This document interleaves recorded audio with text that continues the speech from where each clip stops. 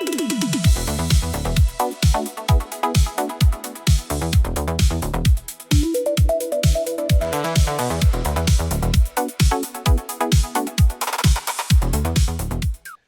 et bienvenue sur Tesla Lambda. Aujourd'hui, dans cette vidéo, tu l'as vu dans le titre, on va parler de l'application Tesla et je vais te dire pourquoi, selon moi, c'est la meilleure application pour voiture qu'il existe. Allez, c'est parti, on attaque la vidéo. Bon, pour commencer, déjà, moi je suis sur iPhone, iOS, donc Android, je peux pas parler si c'est exactement pareil. L'avantage, c'est qu'on a un petit widget en bas sans déverrouiller le téléphone où on peut voir notre voiture, à quel niveau de charge elle est, juste en un coup d'œil.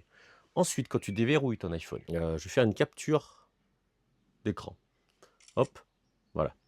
Tu as l'application, je te la mets donc à l'écran, en haut.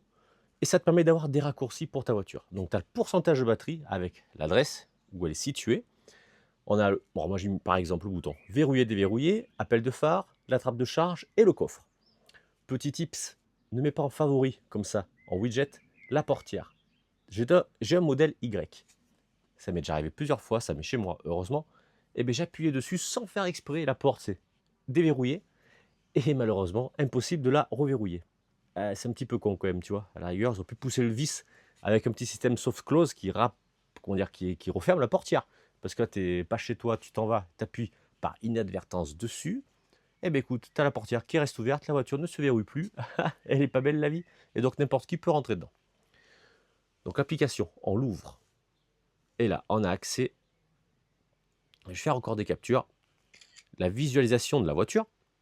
Si tu as en plusieurs Tesla, tu as juste à swiper gauche-droite et tu as accès à la deuxième voiture. Donc là, ici, c'est mon père parce que j'ai la clé aussi de la voiture. Je vais passer en revue rapidement les différentes possibilités que l'on a sur cette application. Peut-être que je ferai des vidéos dédiées, plus poussées sur chaque type où on peut parler un petit peu et en apprendre un peu plus. Parce que si on fait tout dans une seule vidéo, j'ai peur que ce soit un petit peu trop fouillé.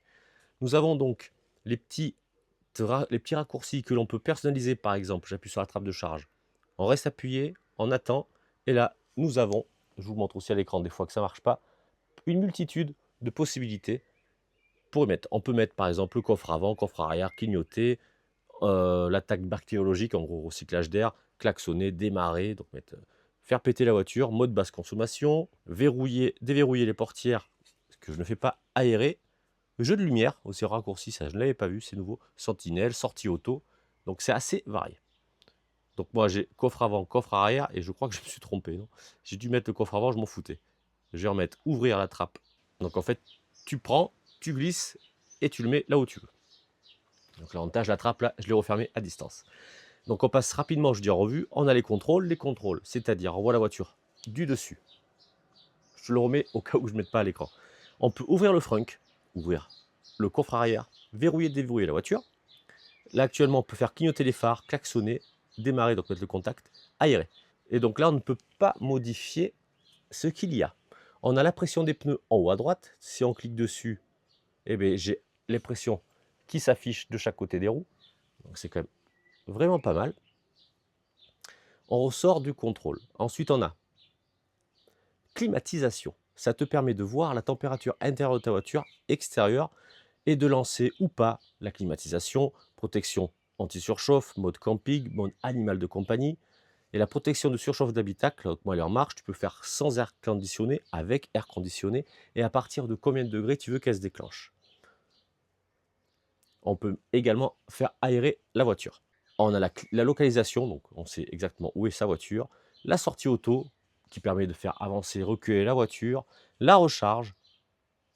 Et là par contre, c'est quand même vachement bien parce que dans l'onglet recharge, donc là je vais vous le mettre, on a la possibilité de choisir un seuil de charge maximum.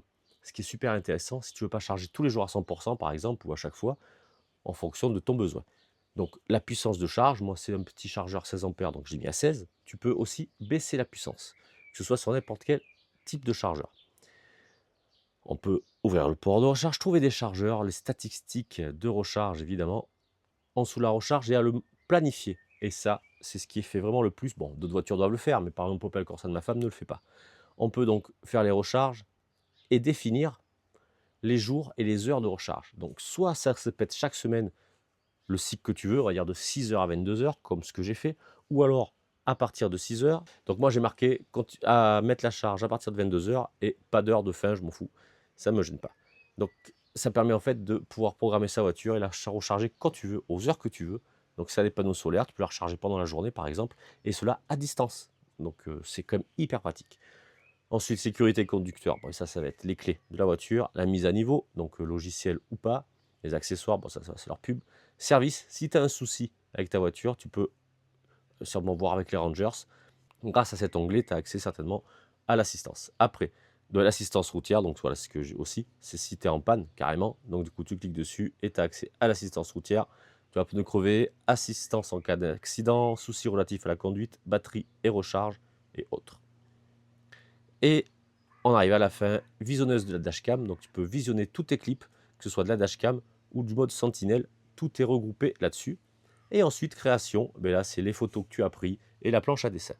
Nous avons aussi kilométrage, l'état de la garantie, donc c'est quand même cool parce que du coup tu sais qu'est-ce qui te reste, alors qu'est-ce que tu as pour l'instant, conduite automatique supervisée, non, ça je vais l'enlever pour l'instant, ainsi de suite, et la garantie de ta voiture, voilà, garantie limitée pour la mienne jusqu'en 2028 ou 80 000 km, et garantie la batterie jusqu'à 160 000 2032, comme pour le moteur. Donc dis-moi toi en commentaire si tu trouves aussi que l'application est vraiment top. Franchement Tesla, de ce côté-là, alors déjà qu'ils sont bons sur beaucoup de choses, mais tout ce qui est logiciel, ils sont vraiment, je trouve, vraiment au-dessus des autres. Moi, c'est vraiment ça, vraiment pour ça que je suis passé sur Tesla, pour tout le côté connecté, les mises à jour, l'application qui n'a jamais bugué. Ça va faire 2 ans que j'ai ma voiture. Mon père, ça va faire 4 ans. Il a fait fonctionner son application toujours à merveille. Il en est super ravi. Allez, je te laisse. C'était une petite vidéo rapide. On fera peut-être quelque chose de plus poussé sur chaque type de fonctionnalité que l'on a avec l'application. N'hésite pas à partager, like, abonne-toi si ça n'est pas fait. Ça, c'est pas cool. Et on va se dire à la prochaine donc sur Tesla Lambda, évidemment. Allez, ciao.